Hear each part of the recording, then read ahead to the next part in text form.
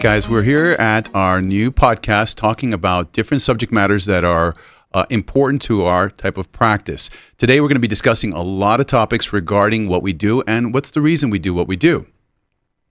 The basic premise of what our practice is we're focusing on motion.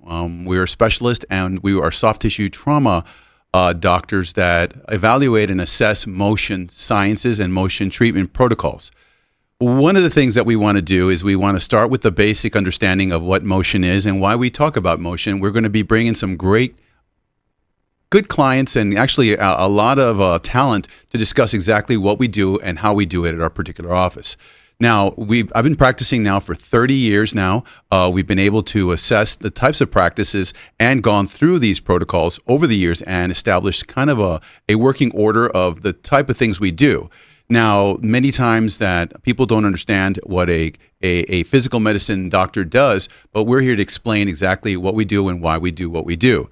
Today, what we're going to do is we're going to begin exactly with the science of motion. In terms of understanding motion, we can link motion to the healing processes that are wide and vast. And what we do is we tie in what we do and how we do it with different types of practices and protocols.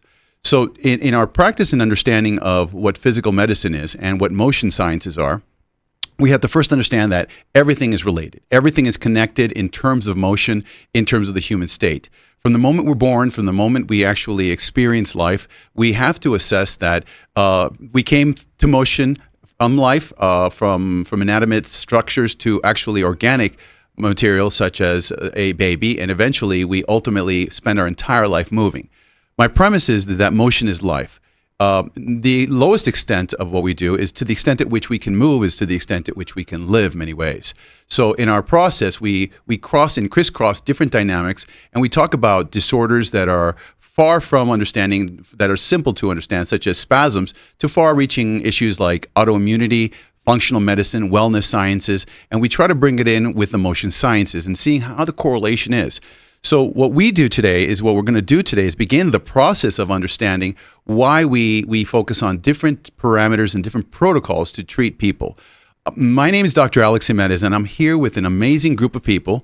I've been practicing here for the last 30 years. That's 3 decades, or 1.5 clicks, according to Lincoln. We have to determine what is in the best benefit of our population. And what we've learned is that we, as doctors, we can come together to treat our patients, and we have to correlate what we do together.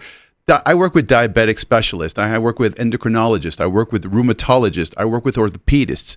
I work with any doctor that understands that the physiology of whatever the disorder may be is motion related to a joint, to a spine, to a back, to a shoulder, and we kind of make it together.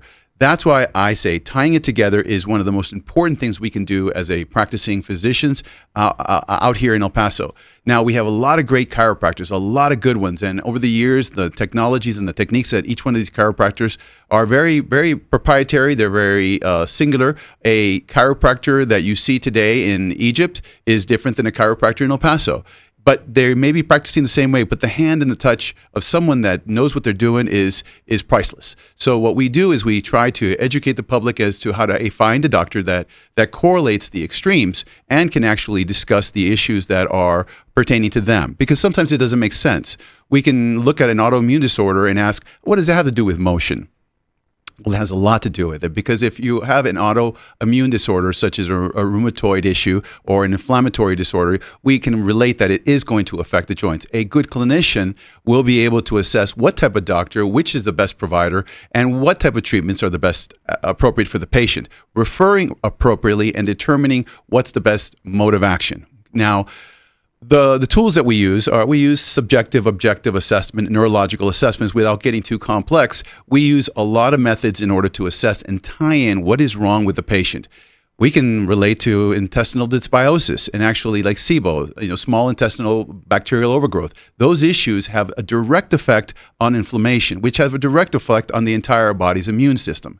A person who has an intestinal dysbiosis will most likely have some sort of inflammatory disorder in their body and ultimately have issues with their joints. That is our goal, to be able to assess the joint issues, the spine issues, the back problems, and determine exactly what is going on with the patient. Now, In order of integrative medicine, we have issues like low back issues, sciatica. We have the normal injury to the neck, whiplash disorders.